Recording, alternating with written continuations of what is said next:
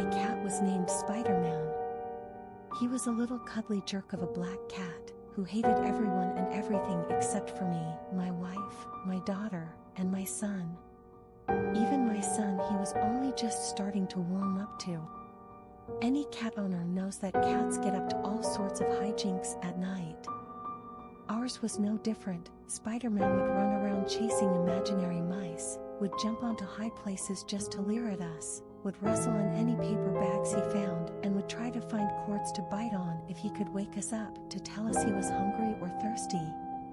A few months back, he started to blep constantly. By that, I mean he had his tongue sticking out all the time. We thought it was an issue breathing, but then found he had really bad periodontal disease that was hidden from view. The vet handled what they could, removing several teeth and amputating part of his jaw, but even after weeks of recovery, he only seemed to get worse. By early May, he was spending most of his time just sitting still, drooling into whatever surface he was laying on. It was clear he was in pain, but cats can't tell you what's going on, can they? The only time he ever seemed active was at night, when we'd find him suddenly energetic and back to his old habits, rustling things in the other room, even knocking over a plate onto the ground. One day we found he just didn't want to eat anymore. After he went a full 24 hours not touching his food, we went back to the vet and they got him into an X-ray, finding a mass in his throat. The mass would be more or less inoperable. While they could conceivably remove it, it would be expensive. And what's more, the operation could leave damage that they would need to address, but would need to talk to the patient to gather info about. Back to the problem of communication. Ultimately, we had to take him to the vet to put him to rest. Now his ashes are in a little wooden box in his old cat house, up on a high place he liked to hang out. The first few nights were the worst. I kept expecting to hear the sounds of him pitter-pattering around the hallway, maybe the sound of a glass of water being knocked over. Sometimes I could swear I was hearing those sounds again. Last night was the worst. I just couldn't sleep. I kept on hearing those same old indications that he was around. A cardboard box being scooted around the floor. The sounds of scratching at our door. I thought it must be just my imagination. I nudged my wife awake, she heard it too.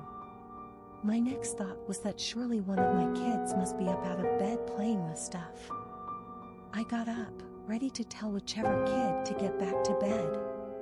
Nothing could have prepared me for what I saw. It wasn't one of my kids. I got up just in time to see a short, thin old man rifling through a trash can in the kitchen. I audibly gasped and it startled him. He looked at me, then ran, incredibly quickly, and escaped through the front door, locking the door behind him. He had a key. I have a single camera set up to record in my house. It's pointed at the sliding back door, but I can see the reflection of the entryway in the glass, just a little. I pulled up the footage and I found places where the camera detected motion and recorded, but I couldn't see what had triggered it. I had written these incidents off, but now I realized that the motion they saw was a small bit of reflection from the light outside my apartment spilling in as this man walked in and out almost every single night. For as far back as the recordings went. Suddenly, it hit me that I had various unexplained disappearances of household groceries for the past year. A can of corn here. A loaf of bread there. This man had been entering my place with a key he had somehow acquired, wandering my home, where my kids sleep, and had been stealing food. Never anything valuable. Not my Xbox. Not my laptop or tablet. Just food. And all this time, I had assumed all the sounds I heard at night were my cat, running around and playing.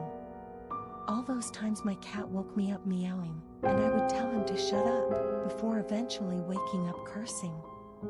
All those times that he had food in his bowl, water in his dish, but was still meowing his head off. I had assumed he was just an asshole of a cat.